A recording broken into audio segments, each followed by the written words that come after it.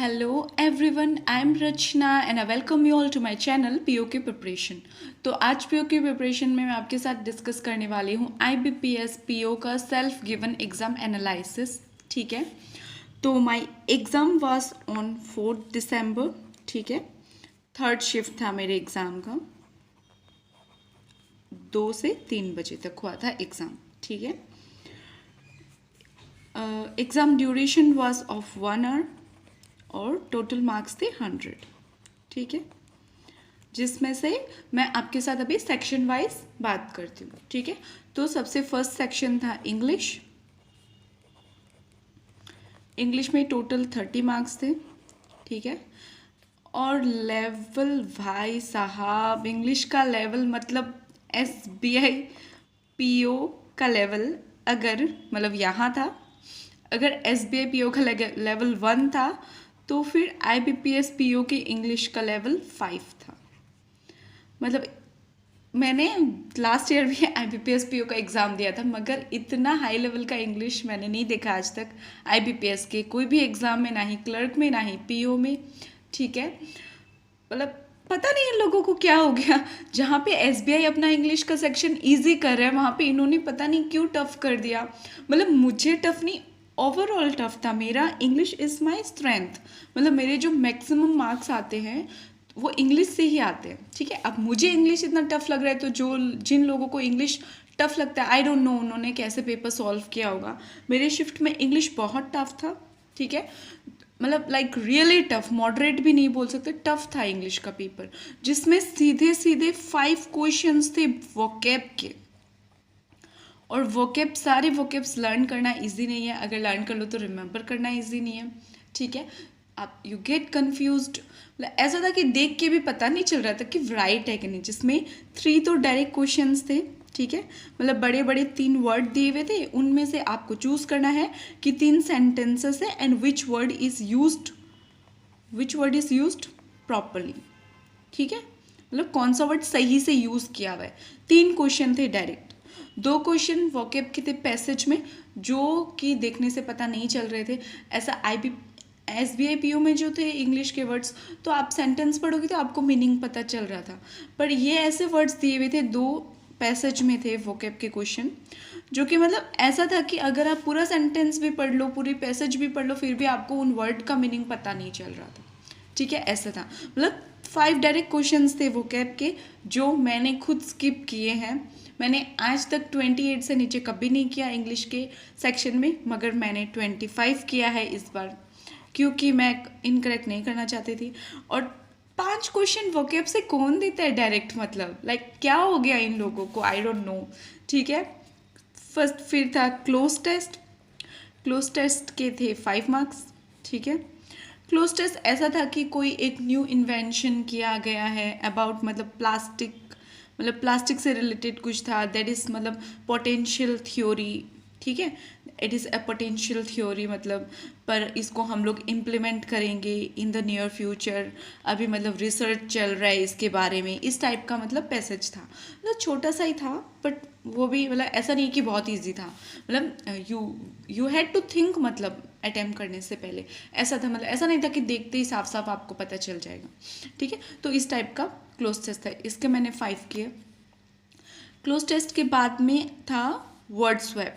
ठीक है, word swap का जो क्वेश्चन था वो भी मतलब डिफ़िकल्ट था, मतलब ऐसा नहीं कि बहुत इजी था।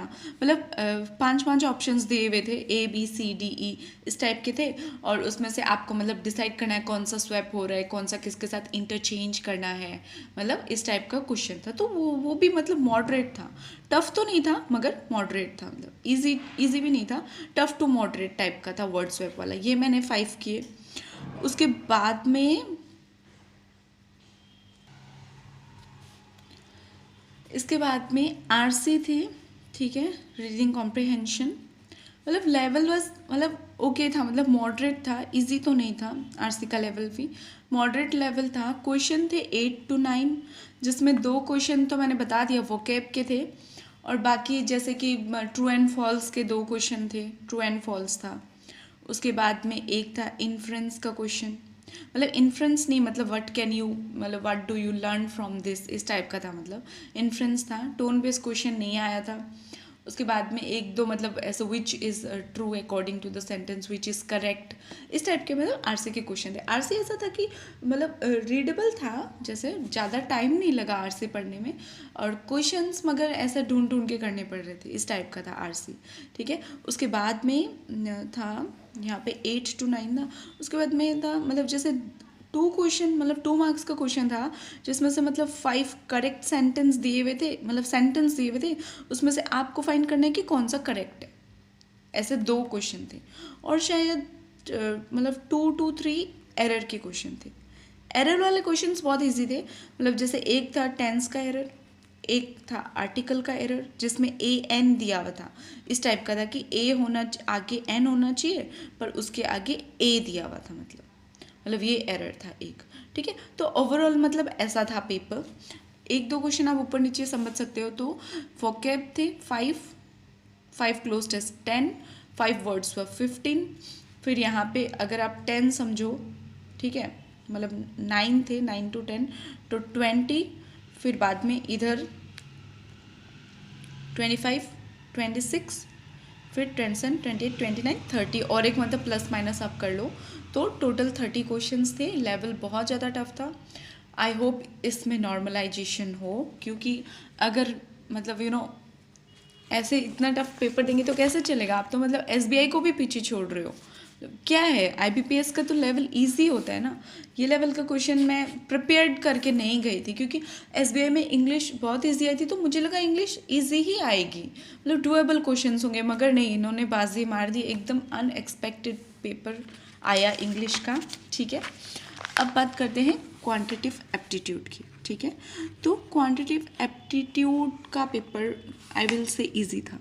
ठीक है, इजी टू मॉडरेट था। ठीक है, हाँ, इंग्लिश में पैराजम्बल नहीं आया था, रीअरेंजमेंट, मतलब रीअरेंजमेंट या पैराजम्बल इंग्लिश में नहीं आया था। ठीक है, which is a good thing, because बहुत जन की ये मतलब लूज पॉइंट है पैराजम्बल। तो इसमें पेपर था इजी टू मॉडरेट। ठीक है, क्वांट्स का, जिसमें सबसे पहले एक डीआई थी। ठीक है, मतलब डीआई ऐसा था कि इधर मतलब टोटल दिया हुआ है, एक है एलेक्स और एक है सीरी। ठीक है, तो जिसमें टोटल दिया हुआ है और एलेक्स और सीरी का रेशियो दिया हुआ है। ठीक है, और एलेक्स ने कितना किया वो भी दिया हुआ है, ग्राफ दिया हुआ था, और एक रेशियो दिया हुआ था, मतलब टोटल और एलेक्स का दिया हुआ है, तो सीरी का निकालना है। तो बहुत इजी था, मतलब ऐसा 2:3 है, तो इसका अगर इतना है तो इसका कितना होगा, इस टाइप का था, मतलब तो इजी था ये डीआई, मतलब ऐसा कि 5 to 7 मिनट्स में हो गया था मेरा। ठीक है, जिसमें मुझे 5 मार्क्स मिले। उसके बाद में था number series. Number series 5 to 7 marks का था, मतलब एग्जैक्टली मुझे नहीं पता कितना था, पर इजी था, जिसमें रॉन्ग नंबर नहीं आया था। इस बार मिसिंग नंबर सीरीज़ आया था। ठीक है, मिसिंग नंबर सीरीज़ आया था, 5 to 7 क्वेश्चंस थे मिसिंग नंबर सीरीज़ के। उसके बाद में क्वाड्रेटिक इक्वेशन आए थे 5 मार्क्स के। ठीक है, क्वाड्रेटिक इक्वेशन आए थे 5 मार्क्स के, जो कि मतलब इजी थे।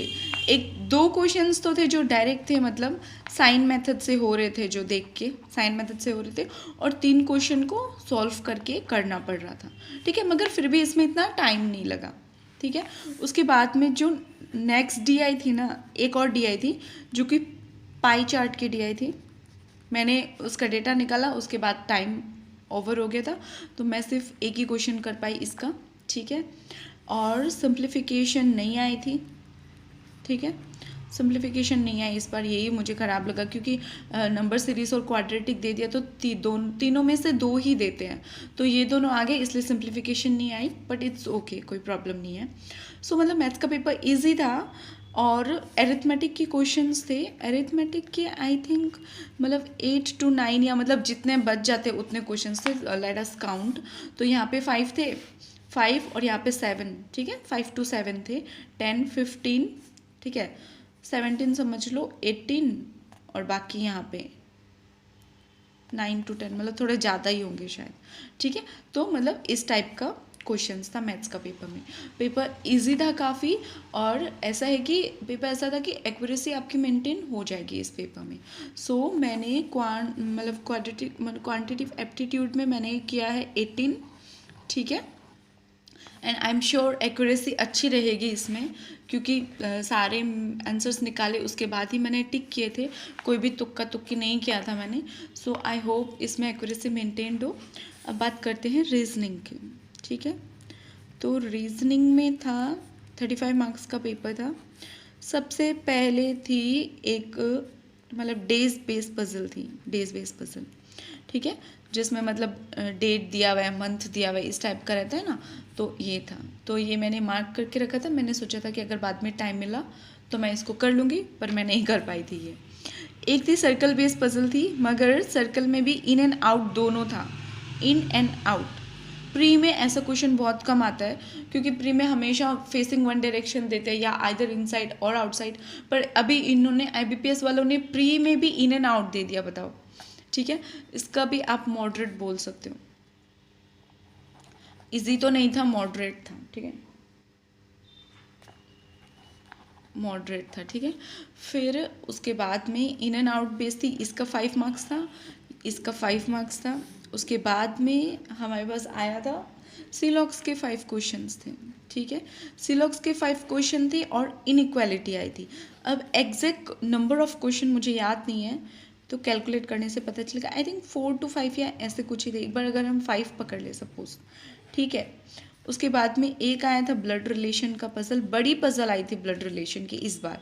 SBI PO के जैसे उन्होंने नहीं किया कि सिर्फ 2 मार्क्स की पजल दिया, उन्होंने ब्लड रिलेशन की बड़ी पजल दी। देख के मैं बहुत ज़्यादा खुश हो गई थी, क्योंकि मतलब जब पजल बन जाए तो बहुत अच्छा लगता है। तो ये शायद 5 मार्क्स की थी। उसके बाद में एक डायरेक्शन बेस्ड क्वेश्चन आया था, डायरेक्शन बेस्ड पजल आई थी मतलब, ठीक है। तो इसमें भी 5 मार्क्स थे। और एक आया था मतलब लास्ट का था, ये लास्ट वाला क्वेश्चन जिसमें एज दी हुई रहती है कि इसका 41 है, एक का 10 है, एक का 39 है, ए और ई में 2 है, ठीक है। मतलब इस टाइप का क्वेश्चन था। Sum of C and D is 43, इस टाइप का मतलब क्वेश्चन था। तो मतलब इजी था, मिल भी गया था मेरा, ठीक है। और आई थिंक इसमें मेरा एक्यूरेसी इतना अच्छा नहीं होगा, क्योंकि एक आंसर, एक मतलब पॉइंट मेरा मिस हुआ शायद। तो 5 मार्क्स की थी, मुझे शायद इसमें 3 मिलेंगे या 4 मिलेंगे, मतलब आई एम नॉट श्योर, ठीक है। 100% इसमें नहीं बोल सकती। ब्लड रिलेशन वाला 100% था, डायरेक्शन वाला 100% था, मगर इसमें मुझे डाउट हो रहा है कि 1 या 2 या 3 क्वेश्चन मतलब मिस्टेक हो जाएंगे। डायरेक्शन का शायद 3 क्वेश्चंस आए थे आई थिंक, और 2 क्वेश्चन थे, जिसमें से एक तो था हाउ मेनी, मतलब नंबर्स आर इन बिटवीन, आता है ना, बोथ बैकवर्ड एंड फॉरवर्ड वाला। एक आया था वर्ड कैन बी फॉर्म्ड, तो वर्ड कैन बी फॉर्म मैं नहीं कर पाई थी, मगर ये वाला मैंने कर लिया था, नंबर्स कैन बी फॉर्म्ड वाला।